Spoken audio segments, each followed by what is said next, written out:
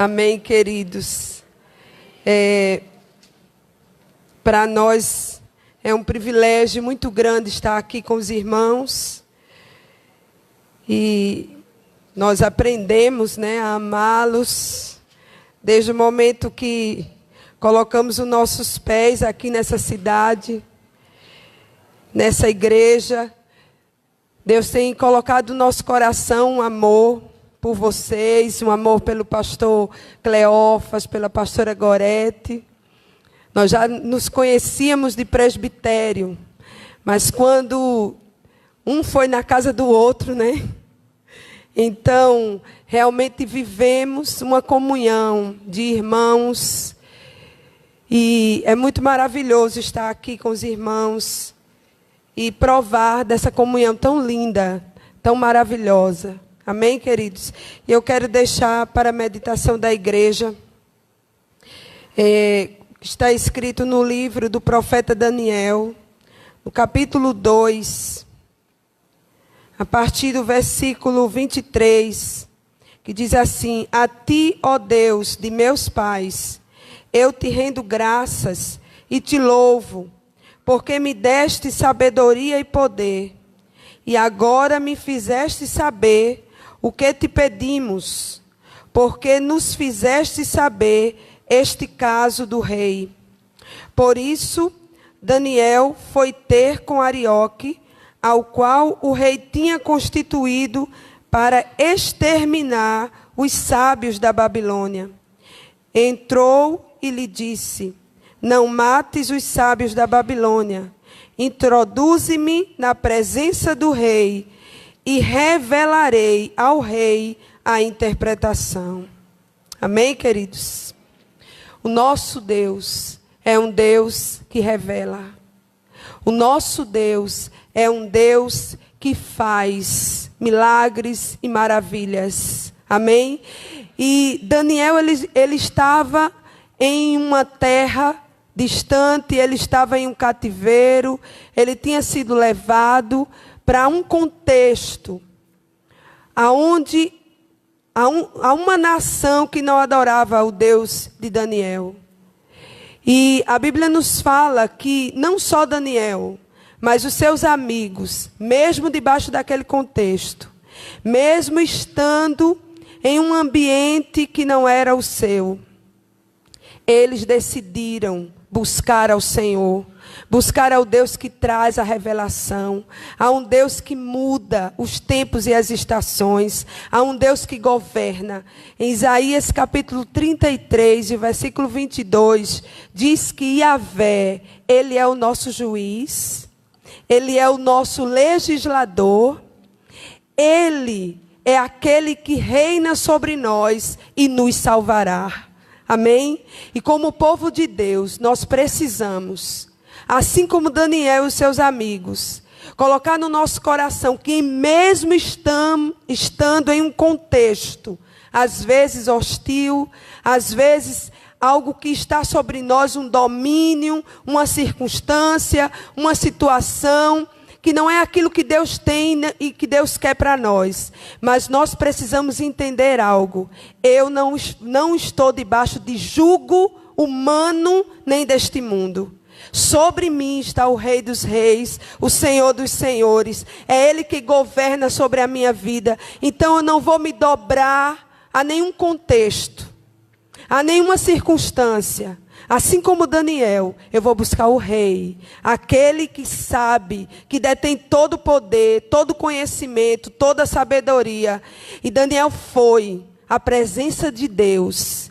E ele, embora houvesse um decreto de morte, talvez você hoje está vivenciando um tempo e que você acha que alguma área da sua vida não está vivenciando a abundância ou a robustez daquilo que Deus quer. Mas o Senhor está te dizendo nessa noite: busque a presença do Senhor.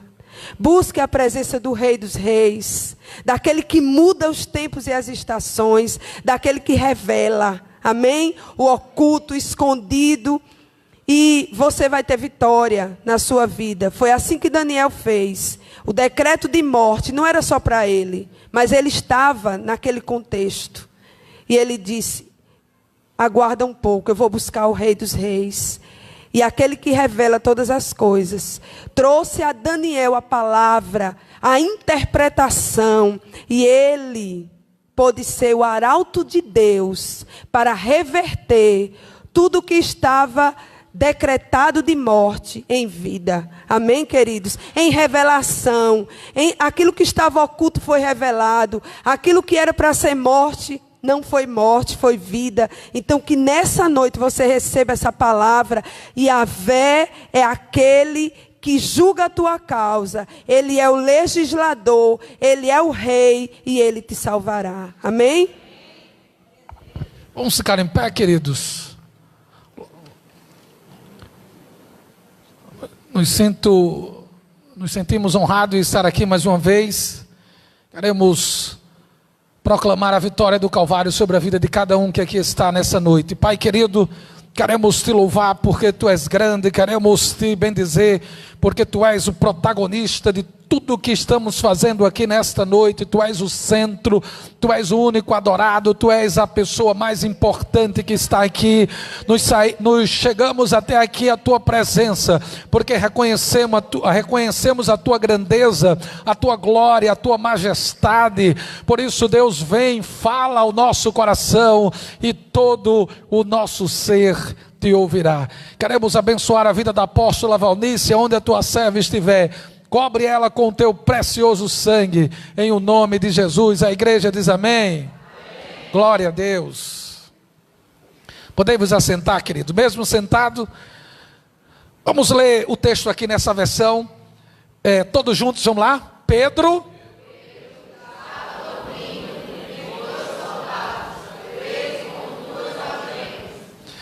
Queridos, quando nós nos lembramos da figura do apóstolo Pedro, geralmente temos uma tendência, ou alguns têm a tendência de potencializar as falhas do apóstolo. Talvez se lembrando do momento que ele afundou no mar, quando olhou para o tamanho das ondas, o barulho do vento. Talvez se lembre exclusivamente da frase que Jesus se dirigiu a Pedro, dizendo: homem de pouca fé. Quem sabe a figura de Pedro, quando vem à sua memória, você se lembra das 3 negativas que ele fez em relação a não conhecer Jesus. Mas hoje eu quero desmistificar todo esse conceito que alguns têm em relação a Pedro, e quero apresentar um homem tenaz, um homem audacioso, um homem corajoso, um homem de fé, um homem que a sua vida, de certa maneira, nos inspira. Perceba que o texto em apreço aqui fala que Pedro estava vivenciando um contexto adverso. Tiago já havia sido assassinado por Herodes, e Pedro, provavelmente na manhã seguinte, ele iria ser morto, julgado e condenado. E na noite anterior ele estava dormindo. Haviam 4 escoltas de 4 soldados, eram 16 homens para cuidar de um único homem. E Pedro, ele, em meio a toda a hostilidade e adversidade que o cercava, ele conseguia dormir. E eu percebo aí um elemento importante na vida de Pedro: fé, confiança, segurança nas promessas. Mas a vida de Pedro nem sempre foi assim, marcada por um episódio de fé e de segurança. Porque esse homem, ele recebeu um chamado da parte de Deus. Ele era um pescador, ele era um homem de certa maneira que vivenciava um contexto distante de uma realidade que outros viviam, porque ele cresceu às margens do mar da Galileia. Ele era partícipe de uma cooperativa de pescadores, quando um dia Jesus o chamou. Então perceba que a fé e a convicção desse homem deve nos inspirar de alguma maneira. Porém, ele passou alguns percalços na vida dele. Leia aí como foi o seu chamado para o ministério apostólico, o ministério evangelístico, o ministério de proclamação da palavra. Vamos aí, todo mundo juntos? E Jesus...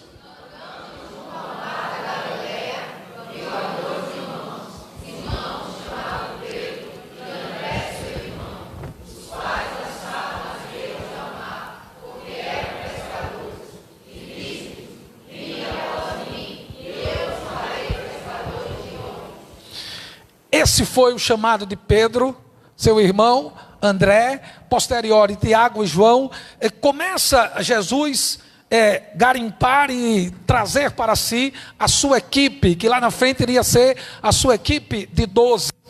Pedro, ele era um pescador, ele era um homem que convivia o seu dia a dia às margens daquele mar. O mar da Galileia, na vida de Pedro, foi um cenário que ele cresceu, ele se criou ali, passou a ser pescador. Então esse cenário, Jesus o chamou para uma grande obra.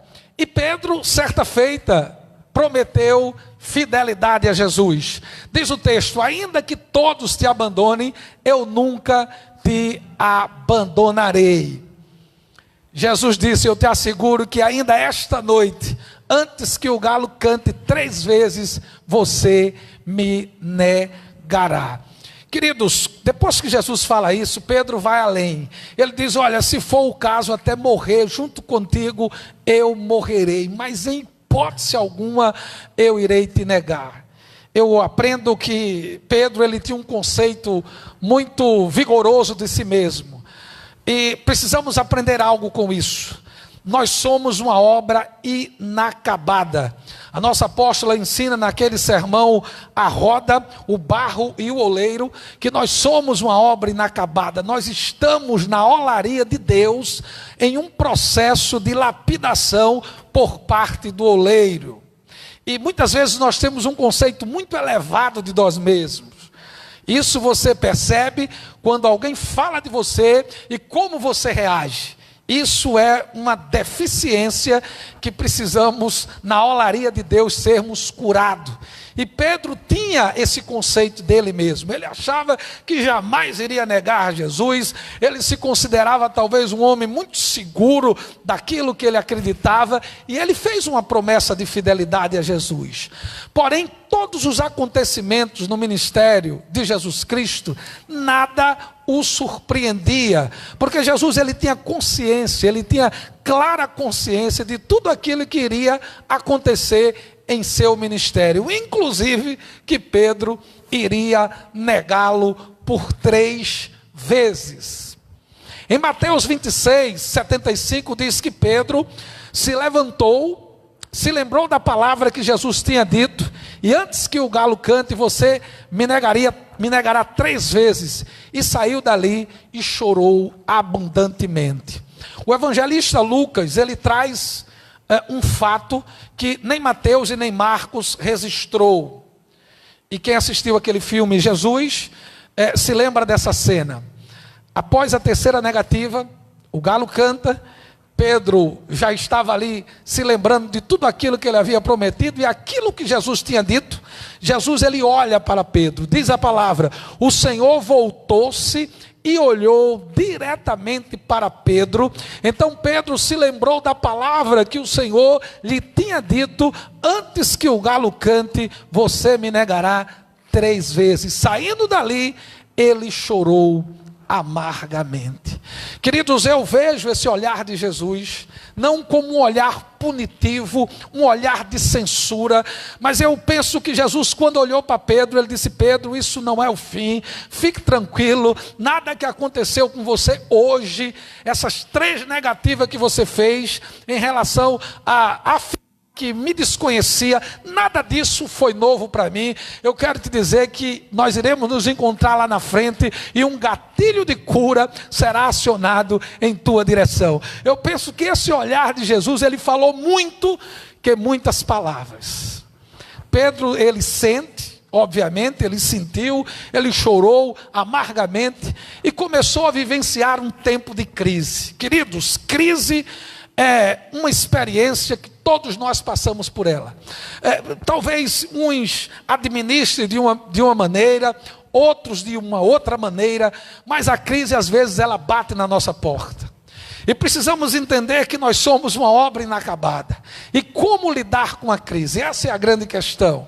Para alguns a crise ela pode potencializar sombrio, você vai se agigantar, você vai vencer os obstáculos, mas para outros o desejo é de morte, ele se isola, ela se esconde, não quer se relacionar, o mundo desaba e tudo fica monocromático, a alegria é subtraída e a tristeza advém. Foi isso que Pedro estava passando. Aqueles dias, aquelas horas seguintes, aquela negativa, levou Pedro para um calabouço sombrio de uma crise. Eles estavam na Galileia e Pedro foi ao encontro de Natanael, de Tomé, de Tiago e de João e de mais 2 discípulos, diz o texto. Eram 6 homens e Pedro vai até eles e diz: eu vou pescar. E queridos, Pedro aqui ele dá um sinal que ele havia esquecido do chamado. O chamado em Mateus capítulo 4 não é para Pedro voltar a pescar peixe, mas sim ser pescador de homens, ser um evangelista. Mas agora a crise bateu a porta de Pedro e ele decide voltar à velha vida. Agora, percebam uma coisa, aqueles homens que ouviram Pedro dizer que estava indo pescar, eles foram solidários a Pedro. Nós vamos contigo, ninguém o confrontou. Escuta aqui, querido, uma lição importante. Quando você estiver cercado por alguém que está em crise, seja solidário à pessoa, não às atitudes que ela está tomando e que colide frontalmente com a palavra. Porque nós temos uma tendência de muitas vezes ser solidário com o pecado e não confrontar o pecador. E isso é muito perigoso, porque a Bíblia diz que Deus ele repreende aquele que ama.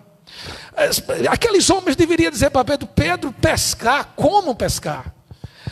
Jesus disse que iria aparecer aqui na Galileia, ele morreu, ele ressuscitou, as mulheres testemunharam, você se deparou com ele, você teve um encontro com ele, por que voltar à velha vida? Mas ninguém confrontou Pedro. Simplesmente foram solidários e disseram: nós vamos contigo. Pedro estava ali com 6 homens dentro de um barco e foi pescar. Talvez nessa noite você se encontre assim, dizendo que não quer mais continuar, porque aquela palavra de Pedro, eu vou pescar, era como se ele estivesse dizendo: acabou. Eu desisto, eu entrego aqui meu cargo, eu entrego o meu ministério, eu não quero mais pastor, eu não quero mais pastora, eu decido parar, eu vou voltar à minha velha vida. Muito cuidado com isso, porque aquele que lhe chamou, ele lhe chamou debaixo de uma promessa, e você não pode, em hipótese alguma, deixar que as crises subtraiam da sua vida a promessa feita para o mestre.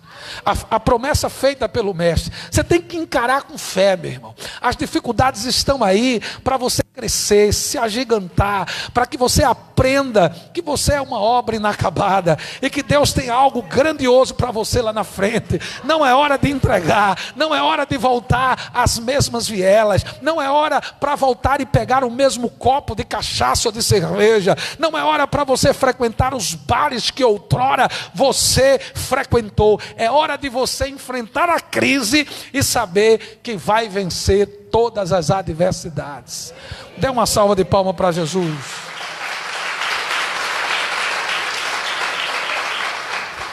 E aí, queridos, começa o processo de restauração, porque Jesus ele não desiste das pessoas. E aí há um paradoxo em relação a nós, há uma diferença. Porque nós temos também uma tendência humana de descartar as pessoas com muita rapidez. Ah, pastor, ele não quer nada. Ah, eu fiz o que pude e agora não adianta, não vou mais investir nele ou nela, ele só dá trabalho, ele não está mais frequentando a cela, eu desisto. Graças a Deus, o Senhor, graças à sua misericórdia, Deus não pensa como eu e como você.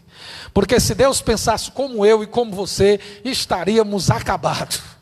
O coração de Deus é um coração perdoador. E Jesus ele deixou esse princípio. Ele não desistiu de Pedro.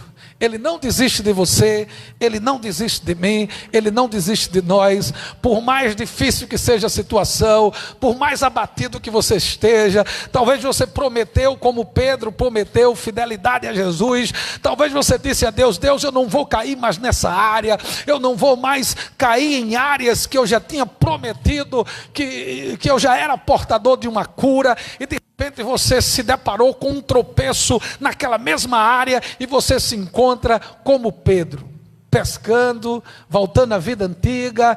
E quero lhe dizer algo: todas as vezes que nós saímos do projeto de Deus, nós só iremos encontrar decepção, perdas e frustração. Esses 7 homens adentraram no mar da Galileia para pescar. Eles passaram uma noite e madrugada e não pegaram absolutamente nada. Sim, porque esse é o quadro de alguém que sai dos planos do Senhor. Muitos estão aí hoje fora do projeto de Deus, largaram tudo, entregaram tudo, disseram: basta, vou voltar para a minha vidinha, vou voltar para o meu ciclo de amizade, vou voltar para a pauta que eu tinha antes. Estão frustrados, porque vida plena e abundante nós só encontramos na pessoa do Senhor Jesus Cristo. A igreja, ela não é um ambiente perfeito, é verdade, mas aqui, queridos, é o melhor lugar que você pode estar, se você de fato quer um crescimento na sua vida espiritual, e esse crescimento atingir outras áreas. A fuga é para os fracos, a fuga é para os covardes, e a Bíblia diz que nós não somos daqueles que recuam, nós somos da fé, nós somos daqueles que conservam a fé, nós somos daqueles que avançam, nós somos daqueles que não recuam, queridos. Eles estavam perdidos, não pegaram nada, mas aí Jesus entra em cena. E quando Jesus entra em cena, o cenário muda. Toda vez que Jesus entra na vida de alguém, toda vez que Jesus ele adentra na vida de uma família, na vida dos negócios de alguém, na vida do ministério de alguém, é sempre para mudar o cenário. Jesus aparece naquela manhã e pergunta àqueles homens: filhos, vocês têm aí algo para comer? E logo eles responderam: não. Eles responderam não categórico, talvez até num coral: não, não. Essa pergunta de Jesus, ela, na nossa gramática, seria aquela pergunta chamada retórica. É a pergunta que alguém faz, mas é conhecedor da resposta. A pergunta retórica, ela tem um objetivo de iniciar, de entabular uma conversa, para tirar daquela conversa algumas lições, para tirar daquele que foi perguntado algo, alguns ensinamentos, e ensiná-lo algo. É a preliminar de uma conversa. Foi essa pergunta que Jesus fez. Ora, Jesus é onisciente, ele sabia que eles não haviam pego nenhum peixe, mas ele perguntou para mostrar a sua grandiosidade. Então ele logo entra em cena e diz: lance a rede do lado direito. Mas pastor, por que não do lado esquerdo? Por que não na frente? Por que não atrás? Porque Jesus sabia que o grande cardume de 153 peixes, e peixes grandes, estava do lado direito do barco. Jesus disse: lance a rede do lado direito do barco e vocês encontrarão. Eles a lançaram e não conseguiram recolher a rede, tal era a quantidade de peixes. Você quer vivenciar as pescas dos grandes cardumes? Existe aqui uma regra: obediência. Se a palavra é para avançar, você avança. Se a palavra é para parar, você para. Se a palavra é recuar, mas recuar estrategicamente, você recua. Mas se mova debaixo dos comandos do Senhor. Muitos estão vivenciando uma vida frustrada, não exitosa, acumulando perda, porque Jesus manda lançar a rede do lado direito e você teima em lançar no lado esquerdo. Ele manda lançar a rede no lado esquerdo e você teima em lançar no lado direito. Ele manda você lançar a rede na frente e você lança atrás. Essa é a questão. Você precisa obedecer, porque comandos, eles não podem ser questionados, eles têm que ser obedecidos. Quando eles lançaram a rede, do lado direito veio naquela rede uma grande quantidade de peixes. E logo eles perceberam. O discípulo a quem Jesus amava disse a Pedro: é o Senhor. João era o discípulo que a Bíblia diz que Jesus o amava, e ele disse para Pedro: Pedro, é o Senhor. E ouvindo-o dizer isso, ele vestiu a capa e se lança ao mar ao encontro de Jesus. Você quer uma cura nessa noite, no seu caráter, na sua personalidade? Você quer a restauração daquilo que você talvez negou e deixou de lado? Você quer que Deus restaure tudo aquilo que você deixou para trás? Lance-se nesta noite ao encontro de Jesus Cristo. Pedro entendia que algo precisava acontecer na sua vida. Não era fugindo para voltar o mesmo padrão de antes que ele iria encontrar a cura. Ele viu naquele momento uma possibilidade: vou encontrar aquele que eu, um dia ou 2 dias atrás, o neguei 3 vezes. Eu vou atrás de uma cura. O lançar-se ao mar nos fala disso. É você ter impetuosidade, ter decisão, saber o que você quer. Não, eu quero uma cura, eu preciso de uma cura nessa área. E se você veio aqui nessa noite, vivenciando algum drama em alguma área na sua vida, lance-se sem reserva, sem questionamento, sem pergunta, lance-se urgentemente em direção ao Senhor. Não é em direção a uma religião, é em direção ao Senhor. Pedro entendia que ele precisava de uma cura, e o processo da cura começa agora. O Mar da Galileia, o mesmo cenário onde tudo começou. Queridos, não adianta. Talvez você foi machucado: eu vou sair da igreja, eu vou sair da célula, eu vou sair da cidade. Não, filho, escuta aqui. Aonde o guerreiro é ferido, aonde a guerreira é ferida, ali é onde ela tem que ser curada. Porque se você muda da geografia, a ferida vai lhe acompanhar, porque o problema não é externo, é interno. A cura na vida de Pedro precisava ser naquele mesmo cenário da Galileia. Jesus escolhe o mesmo lugar que há mais de 3 anos atrás ele comissionou aquele pescador para uma grande obra. E tinha que ser no Mar da Galileia, o lugar e o cenário para a cura. Se você foi ferido em algum lugar, meu filho, se você talvez foi ferido aqui na igreja, se alguém lhe feriu, se alguém disse uma palavra mais dura, e você pensou em ir embora, aquela conversa, acabou-se. É aqui que você vai ser curado, e a cura chegou agora. Amém, queridos? Dê uma salva de palmas para Jesus.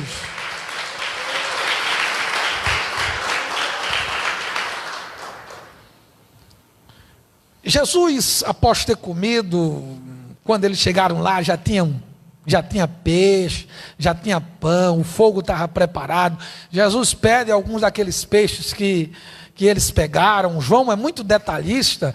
João parou em algum momento e contou que na rede tinha 153 grandes peixes. Ele fez questão de narrar esse episódio com uma riqueza absurda de detalhe. 153 grandes peixes. E após comer, Jesus se aproximou de Pedro e começou a ter uma conversa que eu a chamo o gatilho para a cura. Aquele início de conversa com Pedro foi o gatilho que foi acionado para a cura na vida daquele homem, que Jesus o via não como uma pessoa sem valor. Jesus via Pedro como um homem de potencial. Aprenda isso com Jesus. E ali começa uma conversa. E por 3 vezes Jesus perguntou a Pedro se Pedro o amava. E sempre quando Jesus perguntava: tu me amas? Apacenta os meus cordeirinhos, apacenta as minhas ovelhas. Mas na terceira vez que Jesus lhe perguntou: Simão, filho de João, tu me amas? Pedro entristeceu-se, porque ele perguntou pela terceira vez: tu me amas? E ele respondeu: Senhor, tu sabes todas as coisas, tu sabes que eu te amo. E Jesus disse: apacenta as minhas ovelhas. Escuta aqui, filho, um negócio.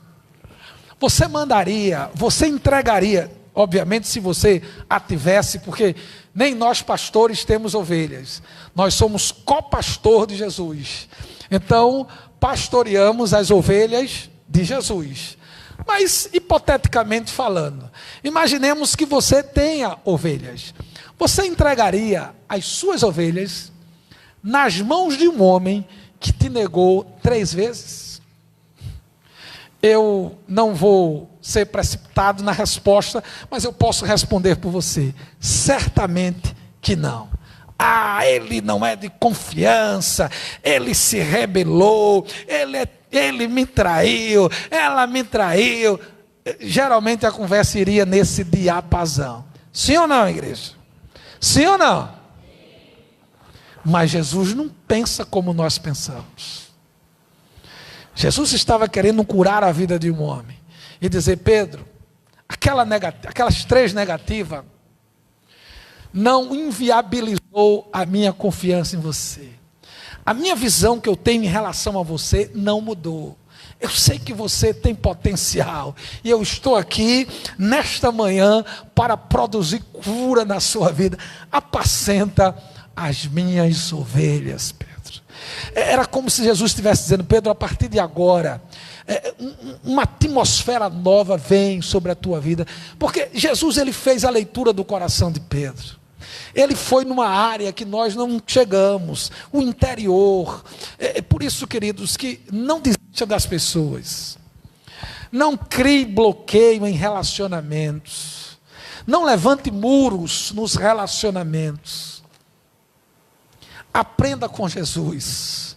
Nesta noite é noite de quebrar as barreiras da separação, as barreiras das desconfianças, a barreira que descarta, a barreira que inviabiliza os relacionamentos. É hora de quebrarmos os muros e começarmos a construir pontes. Pontes, pontes, pontes, pontes. Esse homem, queridos, após essa cura, ele se tornou um influenciador na igreja primitiva. Esse homem se levanta após essa conversa. Passa-se os 40 dias do ministério pós-ressurreição. Eles vão ali para o cenáculo, passam 10 dias orando. 120 pessoas ali no mesmo lugar. Jerusalém lotada de pessoas. E cumprindo-se o dia de Pentecoste, promessa deixada pelo Senhor se cumpre. Veio sobre a igreja um revestimento sobrenatural. Eles começaram a falar outras línguas. As pessoas que estavam do lado de fora ouviram o barulho. O que é que está acontecendo? Houve juízo de valor. Disseram: estão embriagados. E nesse momento das animosidades, dos questionamentos, se levantou quem? Pedro. Pedro se levanta com toda impetuosidade e começou um sermão para aquele grupo de pessoas, e começou a fazer uma defesa da sua fé, uma defesa do sobrenatural de Deus na sua vida.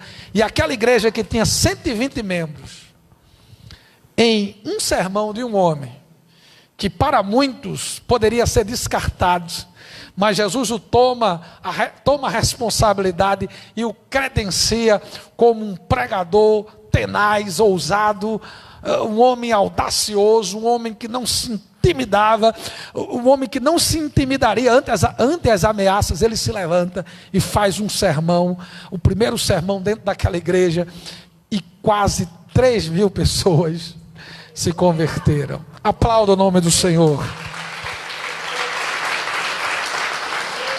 Queridos, é duro para um pastor ter que disciplinar uma ovelha do Senhor Jesus. Eu acho que dentro do ofício pastoral, eu acredito que os pastores aqui da igreja local devem comungar com a mesma ideia que eu tenho. É uma das atividades mais difíceis, mais dura para um pastor ter que disciplinar uma ovelha. Mas eu, sempre quando eu tenho que enfrentar esse desafio, assumir uma responsabilidade que de fato Deus nos deu, o pastor ele abençoa, ele ensina, ele ora, ele apacenta, mas ele também tem que disciplinar, porque a palavra diz que o próprio Deus ele repreende aquele filho que ele ama. Então o amor de Deus também é manifestado na disciplina. Mas é duro, é uma atividade pastoral muito dura. Mas eu sempre digo para quem eu estou disciplinando, eu sempre digo o seguinte: olha, a glória da segunda casa vai ser maior do que a primeira. Se você passar por essa disciplina, debaixo da obediência, não fugindo para a velha vida, mas ficando no seu lugar em Deus, a glória da segunda casa vai ser maior do que a primeira. Pedro, quando voltou para o seu lugar em Deus, entendia que não era mais para estar pescando peixe, mas era para fazer isso, ser usado de maneira impetuosa. Deus começou a derramar graça, virtude, ousadia, impetuosidade, coragem, unção. E em um sermão, aqueles que talvez alguns líderes já tinham descartado: é rebelde, está no mundo, né? Porque estava com saudade daquela vida pregressa. Não faça isso. Acredite nas pessoas, porque o cair é do homem, mas o levantar é de Deus. Um outro episódio que eu posso afirmar categoricamente que esse homem, depois daquele encontro, naquela manhã, no Mar da Galileia, ele recebeu uma cura sobrenatural. Ele foi um instrumento de Deus, juntamente com João, para o primeiro milagre dentro da igreja. Era a hora nona, 3 horas da tarde. Pedro e João se dirigem para o templo para orar. Glória a Deus, porque não é mais para o Mar da Galileia para pescar. Eles entenderam o chamado, eles entenderam que as lutas elas advêm, mas você tem que estar firme. Nós somos uma obra inacabada. Às vezes nós caímos, aquilo que nós não queremos fazer, muitas vezes terminamos fazendo. Quantas vezes você já disse para você mesmo: não, nessa área aqui. Escuta uma coisa, você sabe qual é a área mais fraca da sua vida? Você sabe qual é a área mais frágil da sua vida? É aquela área que você acha que é mais forte. Por isso vigie e ore, porque nós temos um adversário, e ele trabalha em cima de um tripé. Ele veio matar, roubar e destruir. Matar os sonhos, roubar os projetos, destruir os sonhos, anelos, ministérios. Ele veio com esse tripé. Ele é sagaz, ele não respeita a regra, ele é covarde, ele não quer saber se você está num momento de crise, se você está vivenciando um luto, se você talvez foi traído ou traída, se você está enfrentando uma crise. Não, ele vai tentar todas as maneiras acabar com você. Você precisa estar atento, você precisa estar muito atento. Fugir para a velha vida, voltar às velhas práticas, não é a saída, porque a cura, no mesmo lugar que você caiu, a cura para a mesma área que você tropeçou. Está aqui um exemplo. Este homem caiu, esse homem negou Jesus 3 vezes, esse homem resolveu fugir, mas quando ele viu Jesus, ele se lançou ao encontro dele, porque ele entendia que ele precisava resolver algo, ele precisava vivenciar uma cura, e depois dessa cura, ele começa a ser usado. Ele vai com João, não mais para o Mar da Galileia, mas vai orar, e aí ele encontrou um homem que esmolava diariamente. Era um aleijado de nascença que tinha mais de 40 anos de idade. E quando aquele aleijado viu Pedro e João, pediu uma esmola. E aqueles dois, olhando para aquele aleijado, ele disse: olha, nós não possuímos nem prata nem ouro, mas o que nós temos nós te damos, em nome de Jesus, levanta! E aquele aleijado levantou. A glória da segunda casa será maior do que a primeira. Existia um protocolo litúrgico naquele culto. Talvez a líder do ministério de louvor iria cantar um hino, ou quem sabe o pregador da noite, um homem chamado de algum lugar importante, iria pregar, mas de repente entra Pedro e aquele que era aleijado, aquele homem quebra o protocolo, ele adora, ele pula, ele grita, ele externaliza aquilo que ele provou, e todo o protocolo litúrgico daquele culto quebrado, porque a glória do Senhor, um milagre aconteceu naquele dia. Através de que instrumento? De Pedro. Pedro, o homem que poderia ser descartado por muitas lideranças, mas Jesus o restaurou, porque sabia que ele seria um dos influenciadores da igreja primitiva. Parou por aí, pastor? Não, filho. Após esse episódio, Pedro enfrentou a primeira prisão. Ele vai até o Sinédrio, que é os, para nós hoje seria o Supremo Tribunal Federal, o STF. Vamos voltar para o texto. Ele estava diante do Sinédrio, a Suprema Corte Judaica da sua época, diante das maiores autoridades que poderia decretar definitivamente a sua prisão, talvez condená-lo à morte. E ele mostra categoricamente que ele foi curado. Surge a primeira oportunidade para ele negar a Jesus. Ele negou diante de duas servas. Agora ele está diante dos juízes, das autoridades, e ele diz: este Jesus, ele é a pedra que vocês construtores rejeitaram, e que se tornou a pedra angular. Aí ele vai àquele versículo célebre que nós conhecemos: e não há salvação em nenhum outro, porque debaixo dos céus nenhum outro nome há dado entre os homens pelo qual importa que sejamos salvos. Ele agora testemunha aquele Jesus que outrora ele havia negado por 3 vezes. Ameaçado, as autoridades reconhecem a sua coragem. Escuta aqui, se você já pregou algum sermão aí e descascou a vida de Pedro, porque ele foi um homem de pequena fé, porque ele olhou para as ondas, olha esse texto com outro prisma, porque Pedro foi o único na história.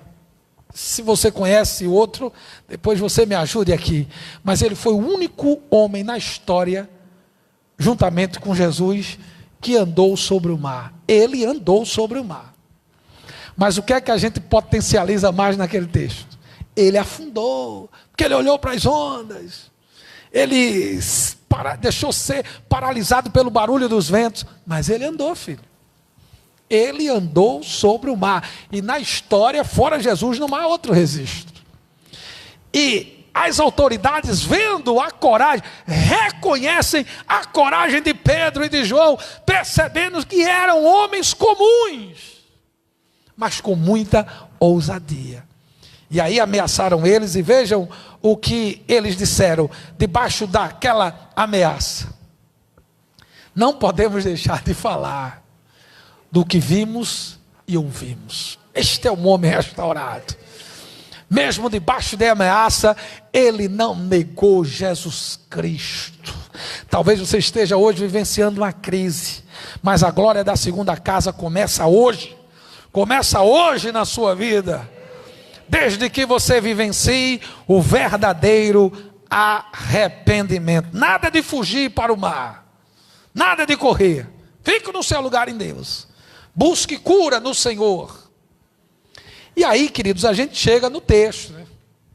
Queria chegar aqui contando a história de Pedro.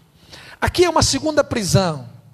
Nesse episódio, Estevão, o primeiro mártir da igreja primitiva, já havia sido assassinado a pedradas. As perseguições estavam agudíssimas. Já tinha havido a primeira ressurreição de Dorcas. Saulo, o perseguidor da igreja, já tinha se convertido.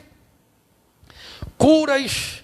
Tiago já havia sido assassinado por Herodes. E Pedro iria ser apresentado no dia seguinte. E como Pedro estava? Diz o texto: dormindo. Meu filho, quem é que consegue dormir sabendo que vai morrer no dia seguinte? Sim, vamos ser honestos. Talvez você tenha uma coisa que vença no final do mês. Talvez você está diante de um diagnóstico que você nem levou para o especialista e tem perdido o sono. Sim ou não? Sim ou não? Mas aqui está um homem que, mesmo sabendo que iria morrer no dia seguinte, ele ia dormir.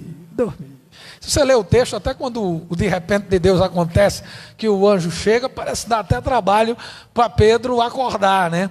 Mas veja, o que de fato leva uma pessoa a dormir? Sabendo que há uma possibilidade de ser morto. O que leva? E aí o Espírito começou a ministrar o meu coração. Sim, porque um dia eu disse: Deus, por quê? E aí eu usei uma linguagem futebolística, né? Eu disse: Deus, por que muitas vezes tu ages aos 45 minutos do segundo tempo? E às vezes vai até a prorrogação. Por que não livrasse Pedro no primeiro dia? Por que não... O Senhor não interveio no primeiro momento, mas deixou na noite que antecedeu a sua apresentação. Aí Deus me respondeu em voz audível: filho, eu tenho um tempo e você tem outro. Eu ajo no meu tempo. E aí eu comecei a me lembrar, obviamente, eu tenho e sou conduzido, e você também, pelo tempo cronológico de 24 horas por dia. Mas o tempo de Deus é o Kairos, é o tempo sublime. Pedro compreendeu isso, porque quando ele escreveu uma das suas cartas, ele disse que um dia equivale a 1000, né? E 1000 equivale a um dia. Pedro tinha essa compreensão, ele tinha consciência que o problema, ele terá a dimensão que você der a ele, por isso que ele dormia. Salmo 37:5, entrega os teus caminhos ao Senhor, confia nele e tudo ele vai fazer. Esse princípio é ensinado pela nossa apóstola. O problema terá a dimensão que você der a ele. O carro está com barulhinho, você já potencializa, já acha que vai ter que fazer todo um motor. Tem uma dorzinha aqui, já acha que é algo grave. O problema terá a dimensão que você der a ele. Quando você tem consciência disso, você dorme tranquilo. Em paz se deita e logo pega no sono. Ele dormia porque ele tinha convicção que o de repente sempre acontece. Meu irmão, é de repente. José dormiu um dia, um presidiário. Acordou no dia seguinte, a segunda maior autoridade do maior império da época, que era o Império Egípcio. Para Deus mudar uma situação, é só Ele querer agir. Quando Deus age no de repente. 10 dias eles estavam orando no cenáculo. 1, 2, 3, 4, 5 e nada. Mas de repente, do céu veio um vento, veio um barulho com um som de um vento impetuoso e preencheu todo aquele recinto. E a história da igreja nunca mais foi a mesma. Repentinamente apareceu um anjo do Senhor. E uma luz brilhou na cela. Uma luz começa a brilhar no teu casamento. Uma luz começa a brilhar na tua vida financeira. Uma luz começa a brilhar no teu ministério. Uma luz começa a brilhar na tua saúde. Uma luz começa a brilhar nesta noite, porque o de repente de Deus começa a acontecer. Se é para aplaudir o Senhor, o aplauda com toda a intensidade. Veja, Pedro dormia porque ele sabia que o sofrer por Cristo é um privilégio. Privilégio. Meu irmão, precisamos entender que no mundo nós teremos aflição. Quem disse isso foi Jesus. Mas o mesmo Jesus que disse que no mundo nós teríamos aflição, foi o mesmo que disse: tem bom ânimo, porque eu venci o mundo. Esse evangelho que se prega aí fora, que diz que a vida com Cristo é uma vida ausente de dificuldade, é um evangelho tacanho, é um evangelho falso, é um evangelho sem cruz, é um evangelho sem novo nascimento, é um evangelho sem santidade. Ele apresenta uma falsa mensagem com o único objetivo de arrebanhar as multidões. Mas o evangelho verdadeiro, ele tem que trazer o que a Bíblia diz, e o nosso compromisso é com a palavra. Enfrentaremos adversidades sim, porque importa você entrar no reino dos céus com muita tribulação, está escrito, meu irmão. A glória é pesada. Então, o problema que você enfrenta hoje, ele pode ser o fim ou o meio, dependendo como você encara. Você está perdendo sono, está com insônia, fica estressado, pressão sobe, o coração bate com mais intensidade. Está errado, filho. Você tem que entender que tudo aquilo que você passa, vivenciando na sua vida cristã, é um privilégio. Pedro escreveu isso porque ele vivenciou isso aqui. Amados, não se surpreenda com o fogo que surge entre você. E esse fogo aí queima, viu, irmão? Ele não consome, mas ele queima. Esse fogo que surge entre vocês para os provar, como se algo estranho lhe tivesse acontecendo. Mas alegrem-se, à medida que são participantes do sofrimento de Cristo, para que também, quando a sua glória for revelada, vocês se alegrem, exultem. Está vendo aqui, queridos? Então está na prova, vai passando pela prova, dando glória a Deus, irmão. Dando glória a Deus. Porque a glória, ela é pesada. E você vai ter noite de sono hoje, viu, meu filho? Aquelas perturbações, aquela agonia, aquela ansiedade, acabou-se. Porque se um homem que ia morrer no dia seguinte consegue dormir, creio que você não está sob ameaça de morte, mas mesmo se tiver, vai dormir, porque tem uma promessa: em paz eu me deito e logo pego no sono. E se você não tem dormido logo, é porque está sem paz. Mas a paz Jesus já liberou. Eu vos deixo a paz, a minha paz eu vos dou, eu não vos la dou como o mundo a dá. Mas você precisa entender qual é o conceito teológico e bíblico de paz. A paz não é uma ausência de guerra.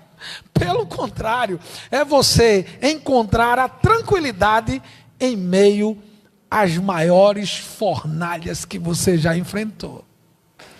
Você tem paz. Deus está no controle. Ah, pastor, mas o boleto vence amanhã. Mas Deus está no controle. Ah, pastor, eu estou de posse de um diagnóstico difícil. Mas Deus está no controle. Ah, pastor, eu não sei o que fazer. Mas Deus está no controle. Você e eu muitas vezes perdemos o controle. Mas Deus não perde o controle. Ele tem um controle de tudo. E quando você tem consciência disso, você entende isso aqui. Não é você se alegrar pelo problema. A apóstola ensina isso aqui de maneira muito clara. Escuta aqui, não é você se alegrar pela dificuldade, porque aí você não é masoquista, que gosta de sofrer. É você se alegrar em meio às dificuldades. Você se alegra durante as dificuldades, porque você sabe que vai passar, irmão. Quem já esteve aqui e já passou por um grande problema? Levanta a mão aqui. Olha, passou, não foi, irmão? Passou, não está? Passou. Tiago diz: se sintam alegres por o passar por grande provação, tribulação, dificuldade. É passar. Você não vai ficar nela. Contanto que você se posicione. Não vai pescar. Não vai voltar à mesma vida, não. Fica no lugar correto em Deus. E aí você vai conseguir dormir em meio às maiores ameaças que você passa. Meu Deus está no controle. Você tem que se auto-ministrar, meu filho. Eu sei que você gosta quando o pastor lhe ministra. Eu sei que você gosta quando o seu líder de célula ora por você. Mas está na hora de você assumir um sacerdócio de todos os crentes. Você é uma nação santa. É sacerdócio real.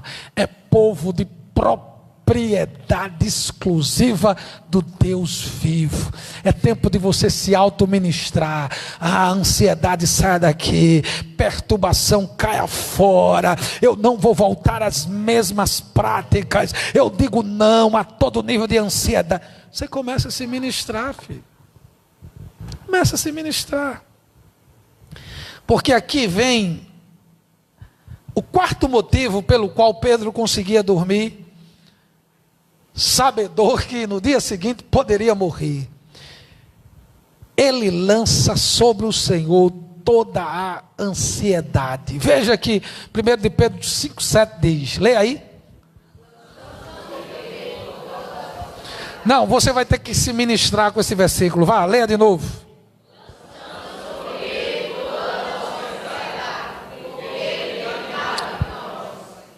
O cuidar aqui, a ideia do cuidar, sabe o que é? Cuida ontem, cuida agora, cuida daqui a pouco, vai cuidar amanhã e vai continuar cuidando. A ideia aí é de continuidade. A moda agora, quando se entra num consultório, já se sai com diagnóstico. É crise de ansiedade. É crise de ansiedade. Ok, pode ser até de fato que essa patologia seja a patologia do mundo moderno. Só vive na internet, só vive nas redes sociais. Ali ninguém sofre, está todo mundo rindo. O sujeito está no barco, o sujeito está na praia, o sujeito está no... Todo mundo está bem ali. E o seu universo vendo só... Sim, já há pesquisas que comprovam que as pessoas que vivem se expondo às redes sociais têm mais inclinação para a depressão. Sim, porque ele começa, está todo mundo bem. O casal ali está rindo, mas você não sabe o que é que existe por trás, filho. É uma utopia, é um engano, é um engodo, é uma falácia, é uma quimera, é um conto, não é realidade. Muitas das coisas ali são falsas. O preto pode ser branco, o amarelo verde. O João pode ser Maria, a Maria pode ser José. É um mundo de engano muitas vezes. E a pessoa está lá, ele está tão feliz, e eu não. Aí começa a entrar num estágio de agonia da alma. Mas às vezes eu tenho o uso das minhas redes sociais para ministrar a palavra. Semana ministrei, só ler as minhas publicações, quem gosta de ler. Publiquei uma com 10 pontos. Nem presbiteriano eu era mais, porque 3 pontos eu era... O 3 pontos, mas agora com 10 pontos. Está lá, essa mensagem está lá. 10 pontos. Mas a pessoa fica lá naquele universo, vendo aquelas fotos. Fulano aí começa a viver ansioso. Ah, eu quero também. Ah, eu tenho. Começa a viver a agonia. A agonia da alma, a ansiedade. Você sofrer por antecedência. Preocupação. Ocupação antes do tempo é botar os carros na frente dos bois. Tranquilo, filho.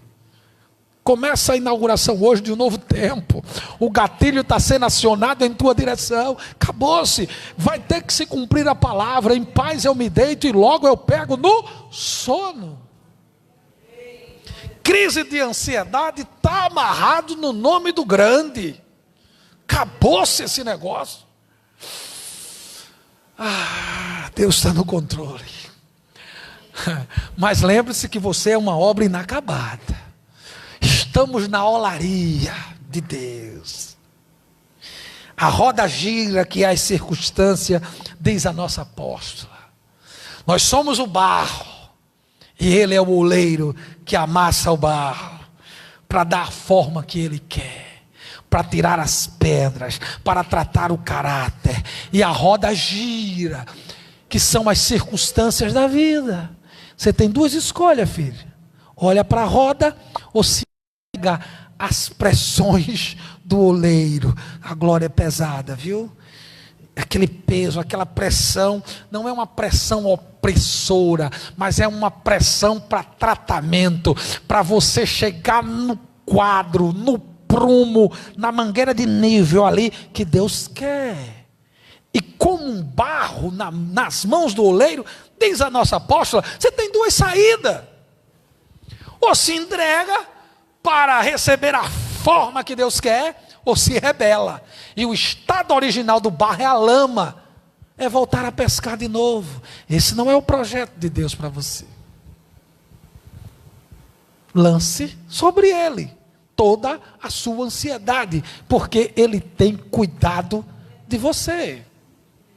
Amém? E por fim, ele dormia porque ele tinha certeza que a promessa não retarda.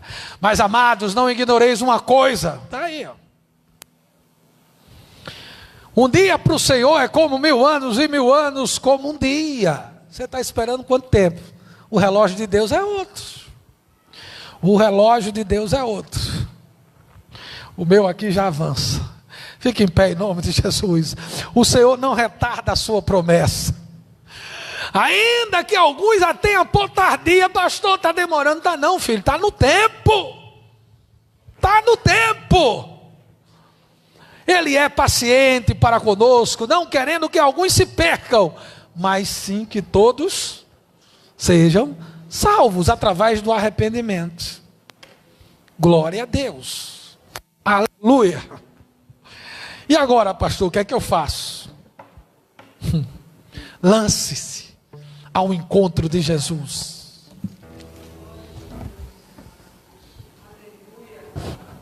O que é que eu faço, pastor? Bom, se você entrou aqui desviado, afastado, hoje é dia de voltar. Se você entrou aqui sem ainda tomar a sua decisão, Deus já deixou claro, sai daí, venha, porque o gatilho já foi acionado para a cura. Se você vive esse negócio de ansiedade, de agonia, não está dormindo, não está perturbado, acabou, acabou. Feche os seus olhos. Se houver alguém aqui nesta noite que queira, de fato, voltar para os caminhos do Senhor, para o lugar que você nunca deveria ter saído. Sim, porque você não se perdoa, porque você quer ser melhor do que Deus. Deus já lhe perdoou e você não se perdoa.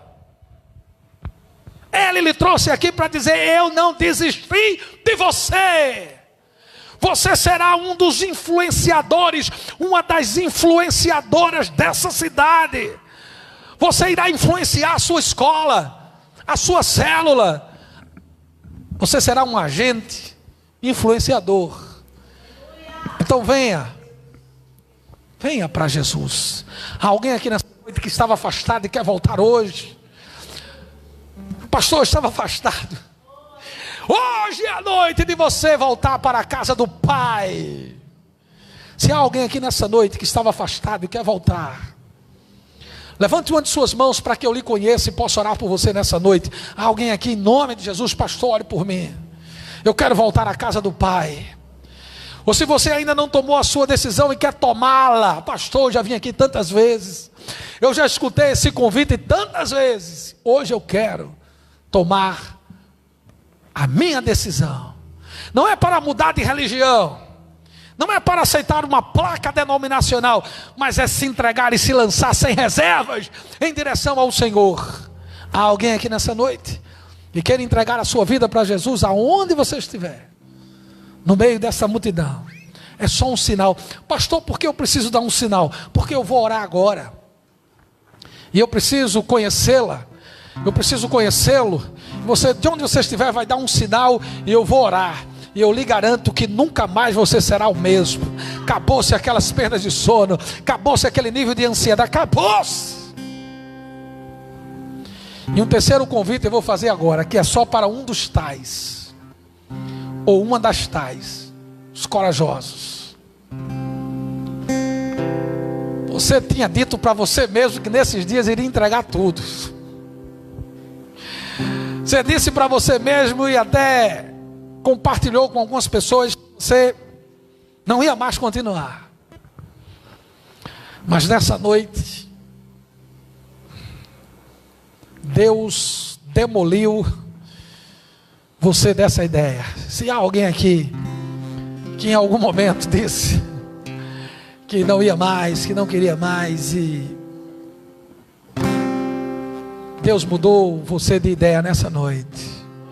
O pastor não desistiu de você. O pastor Cleófas te ama. A pastora Gorete te ama. Qual é o caso aí? Está aceitando Jesus? Está voltando? Está aceitando? Pronto. Aplauda o nome de Jesus.